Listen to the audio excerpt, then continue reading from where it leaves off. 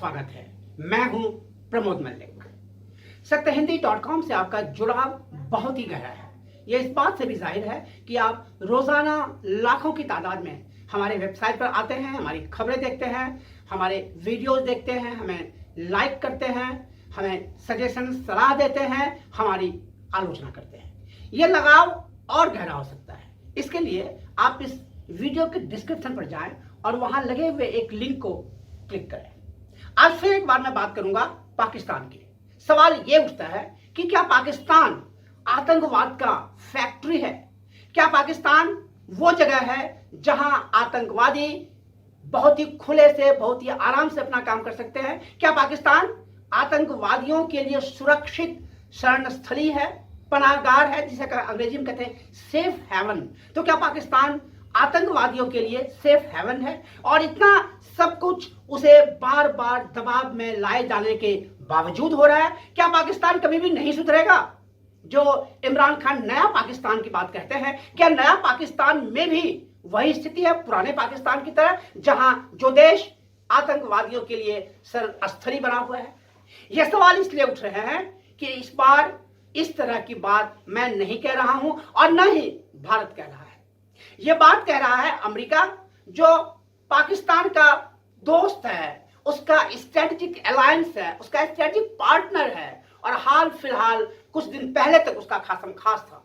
और यह बात कह रही है FATF, financial action task force, एक मल्टीनेशनल मल्टीलैटरल ऑर्गेनाइजेशन जिसका सदस्य पाकिस्तान भी है। क्या है मामला, मैं आपको बताता हूं थोड़े से तफसील के साथ। FATF यानी फाइनेंशियल एक्शन टास्क फोर्स की कल बैठक हुई थी, प्लेनरी सेशन बुधवार को हुई थी, जिसमें पाकिस्तान में जो आतंकवादी गतिविधियां हो रही हैं और आतंकवादी संगठनों को आतंकवादी गतिविधियां चलाने के लिए जो फंडिंग होती है, उसे रोकने में पाकिस्तान किस तरह नाकाम रहा है और बार बार चेतावनी देने के बावजूद पाकिस्तान ने अपने आप को नहीं सुधारा है, इस पर चर्चा हुई। और इसमें इस बैठक में, इस प्लेनरी सेशन की बैठक में एक महत्वपूर्ण फैसला लिया गया, जिसकी घोषणा औपचारिक तौर पर नहीं हुई है, लेकिन समझा यह जाता है कि जो FATF की ग्रे लिस्ट है, पाकिस्तान को अभी भी, इस बार भी उस FATF की ग्रे लिस्ट में ही रखा जाएगा। पहले मैं आपको बताऊं बहुत ही संक्षेप में FATF क्या है और ग्रे लिस्ट क्या है।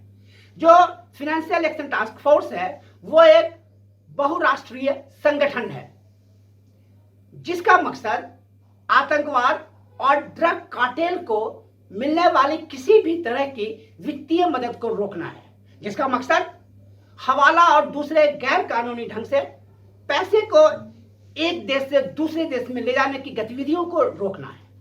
और FATF के जो मेंबर स्टेट्स हैं, ये उनके ऊपर जिम्मेदारी होती है कि वो अपने देश में इस तरह की किसी भी तरह की गतिविधियां नहीं होने देंगे, और अगर होगा तो वो उस पर रोक लगाएंगे, और अगर वो रोक लगाने में नाकाम होंगे तो FATF उन्हें सलाह देगा, उन्हें मार्गदर्शन देगा, उनकी मदद करेगा, और ऐसा नहीं हुआ तो वो उसे ग्रे लिस्ट में डालेगा। ग्रे लिस्ट वो लिस्ट है, उन देशों की सूची है जिनके ऊपर संदेह है, जिनके यहाँ ये कहा जाता है कि आप इन चीजों को ठीक कीजिए, और जिनके ऊपर FATF की निगरानी होती है।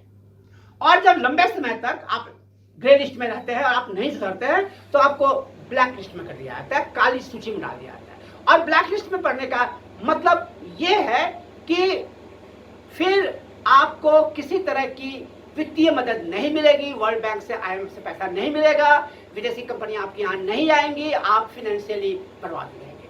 तो पाकिस्तान अब तक FATF के ब्लैक लिस्ट में है। पाकिस्तान को बहुत पहले से कई बार ऐसे 4 मौके आए हैं जब FATF ने उसे सूची दी है और उसे बताया है कि आप ये काम कीजिए।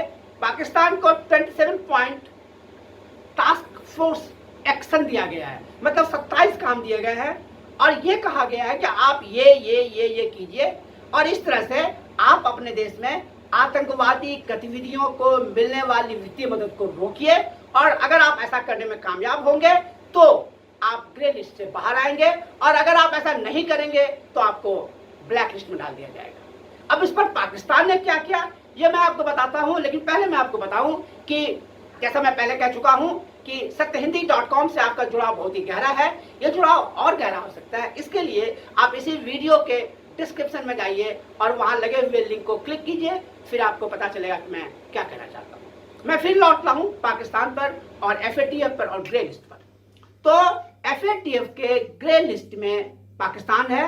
पाकिस्तान को 4 बार अलग अलग समय में चेतावनी दी गई है। कहा गया है कि आप आतंकवादी गतिविधियों को फंडिंग करने से रोकिए, ऐसा काम नहीं होने दीजिए।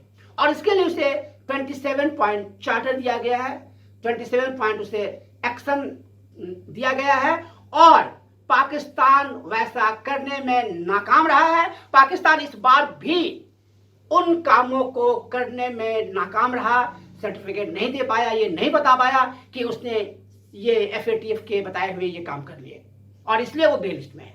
और अगर अगली बार जो 6 महीने बाद बैठक होगी, अगर उसमें भी पाकिस्तान ने या ऐसा ही कुछ किया तो उसे काली सूची में, ब्लैक लिस्ट में डाला जा सकता है। पाकिस्तान के लिए मुसीबतें बढ़ रही हैं। ये मैं इसलिए कह रहा हूं कि अब तक FATF का प्रेसिडेंट चीन है, जिसके पाकिस्तान के साथ बहुत ही नजदीकी, बहुत ही दोस्ताना संबंध है। अंतर्राष्ट्रीय मंचों पर चीन पाकिस्तान की मदद करता रहा है और FATF का अध्यक्ष जब चीन बना तो पाकिस्तान ने राहत की सांस ली कि जब तक चीन के पास प्रेसिडेंसी है तब तक वो सुरक्षित है, और अब तक वो सुरक्षित है भी। लेकिन ये महीना अंतिम है। अगले महीने यानी जुलाई में FATF की प्रेसिडेंसी मिलेगी जर्मनी को, और जर्मनी आतंकवाद को लेकर और आतंकवादी फंडिंग को लेकर काफी सख्त रवैया अपनाता है और वो एक नहीं कई बार FATF के मेंबर के रूप में पाकिस्तान के खिलाफ बात कह चुका है, उनके खिलाफ आवाज उठा चुका है। और अब वो प्रेसिडेंट बनने जा रहा है तो जाहिर है पाकिस्तान के लिए दिक्कतें बढ़ेंगी। दूसरी बात मैं कहूंगा अमेरिका की, जो पाकिस्तान का स्ट्रेटेजिक अलायंस है, स्ट्रेटेजिक पार्टनर है। उसने बहुत सारा पैसा दिया है, उसने अफगानिस्तान में की लड़ाई में पाकिस्तान से मदद ली, पाकिस्तान को उसने बहुत सा पैसा दिया, सारी चीजें हैं, बहुत ही अच्छा दोस्त है।